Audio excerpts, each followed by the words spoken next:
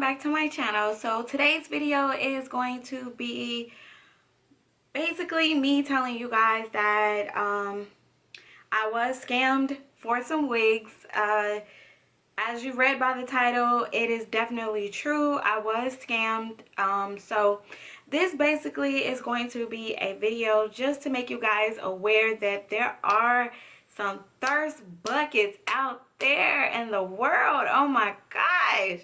I just want to let you guys know because, you know, you might be wanting to start your business and you're not for sure if there are some legitimate, truthful, and people that you can trust and people that are honest with doing business with you. So basically I was scammed a couple of years ago when I first started making wigs. When I first started making wigs, I was actually helping a few companies with providing wigs to their clients. These were hair companies. We established a relationship and they would send me their hair. I would make them a wig, and for my services of making the wig, they would pay me. Regular hair company. I actually met this person face to face. We had a meeting, and it was a he, and it was his hair company, and we were just basically, we met each other and we went over our goals together on basically what he wanted from me, what I wanted from him, and the agreement was he will supply me his hair and I will make a wig, and it will just be back and forth, and he will pay me to make the wig. That is what my agreement was. He wanted me to, I guess, do like a demo for him. So he gave me a couple of bundles of his hair as well as a closure, and he wanted me to make a wig. So I made the wig for him and I shipped it back to him just because I guess he wanted to see like my stitching technique and just to actually see like how the wig looks before we started working together. So I made the wig for him, I shipped it back to him, and he was like, oh, the wig is gorgeous. I really like your stitching technique. You're really good at what you do. First thing he stated to me was, why did you make the wig so small? Like, I can't even sell it to one of my clients or, put it on one of my, I guess, female friends' head.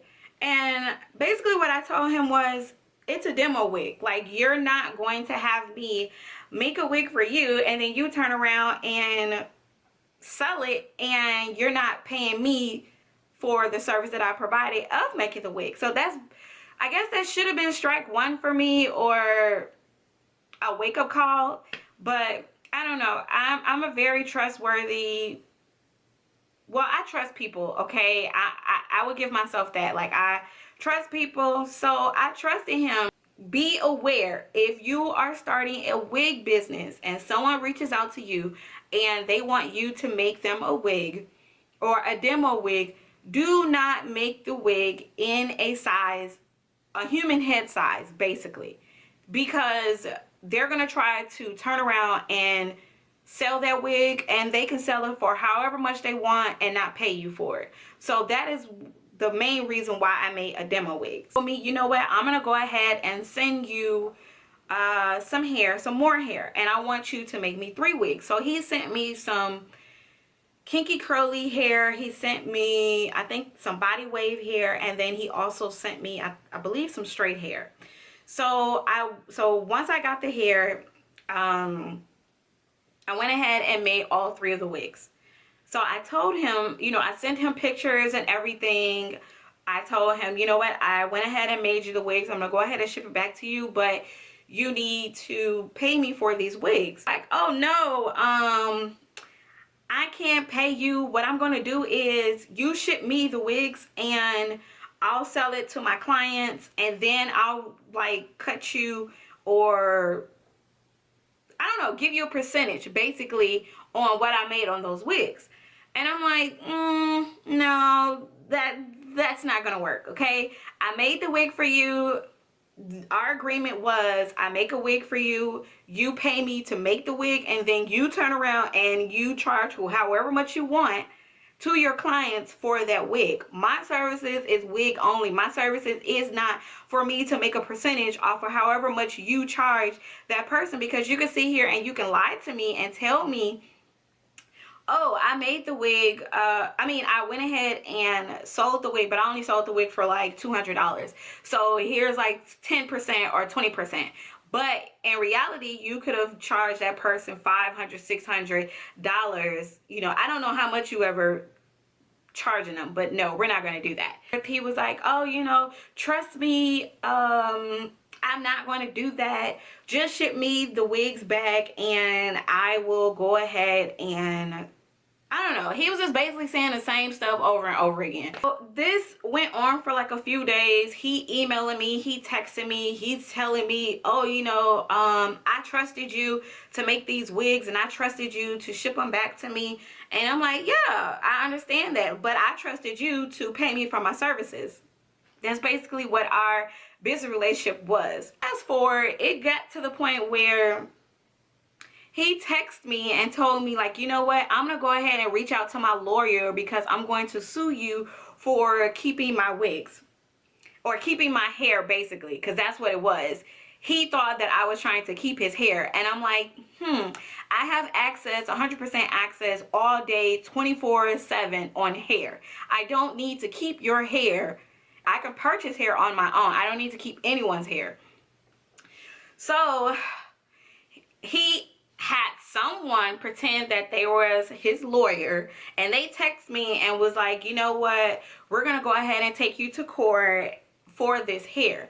And I'm like, okay, you can go right ahead, whoever you are. I knew it wasn't a lawyer, because what lawyer would text you and tell you that they're going to file a lawsuit on you? Yeah, that was stupid on their part. You know, I told them, I'm like, you know what, if you want to file a lawsuit on me, you definitely can. I have no issues with that. So it was one day, I was at work, and my boyfriend at the time ended up calling me, and he told me, are you expecting anybody? I think this was like around maybe like 9, 10 o'clock in the morning. And he called me and told me, like, are you expecting anybody at the house? Because somebody is like banging on our door. And he was like, you know, I don't play that. So I was like, no, I'm not expecting anybody. So he had me on the phone, and he approached the door, and he was like, it's some girl outside. And he was like, you know, do you know some light-skinned chick? And I'm like, no, I don't know a light-skinned chick. So he asked through the door, he was like, you know, who are you looking for? And she said my name. She was like, I'm looking for Shay. And he ended up opening the door, and he asked her, he was like, you know, why are you looking for Shay? You know, I came over here for my wigs. Now, mind you, I was doing business with a guy, so I'm not for sure why this girl showed up to my house. And everybody knows you do not show up to somebody's house. So my boyfriend at the time, he had a gun, okay? So he approached the door with his gun, because he don't play that either. No unexpected guests will come to our house and we're not prepared. So basically, he was prepared, and he had his gun by his waist, and she looked down, and I guess she saw, because this is basically what he told me. He was like, she looked down at the gun, and she was like, oh, you know, I'm not trying to start no trouble. So my boyfriend kind of saw somebody moving in his, you know, side view. And he was like, you know what? He was like, tell whoever that is that's hiding around the corner to come in front for it'll be some more problems. Guess who it was? It was the guy that I was supposed to be doing a business relationship with. So what they thought was he was going to have this girl come to my house, and I guess, I don't know, she was supposed to scare me, or she was supposed to try to fight me, or whatever, or they was going to jump me, because that's basically what my boyfriend at the time asked him. He was like, what you thought you was going to do? Was you going to try to jump my girl for some wigs? My boyfriend was like, you know, we're going to go ahead and resolve this issue right now. He was like, you need to pay my girl for these wigs. And he was like, if you go pay her right now, he was like, I will ship these wigs off to you today. And he's like, I'm not going to give it to you in your hand. He's like, I want you to pay for them. And so the guy was like, you know what, I'll go ahead and pay for them through my PayPal account. I'll send her the money. And then when she tells you that I sent her the money, you can ship my wigs to me. So we made an agreement. That was the agreement. So the guy finally paid for the wigs, and he texted me and told me like I paid for the wigs. So I told my boyfriend, I was like, okay, go ahead and ship them the wigs. So he went ahead, shipped them the wigs that day. So I thought everything was resolved. Next day, I get an email from PayPal saying someone is filing a dispute on me. And I don't know if you guys know, with PayPal, that's why a lot of times I don't deal with PayPal, because a lot of people get scammed off of PayPal. So basically what he did was file a dispute against me, stating that he never received his wigs. Which I know he did, because my boyfriend shipped off the wigs to him, and we have the tracking information and everything showing that the guy received these wigs. I wasn't too familiar with PayPal. Now this is another thing, you guys. If you guys are looking to start your business and you're using PayPal to receive your money, please keep in mind, make sure you read PayPal's policy, okay? Because what happened was PayPal actually took the money from my account and gave it back to that guy, okay? And how they did that was, the address that I had from him was not the same address that was on his PayPal account. Now with PayPal, when you send stuff to people and they pay for it, make sure that you are shipping whatever that you have, whatever products that you have that you're shipping to them, make sure that you are shipping to the address that is on their PayPal account. If they tell you that they want you to ship it somewhere else, do not do it, because if you do, PayPal, they can file a dispute on you telling PayPal that they never received it.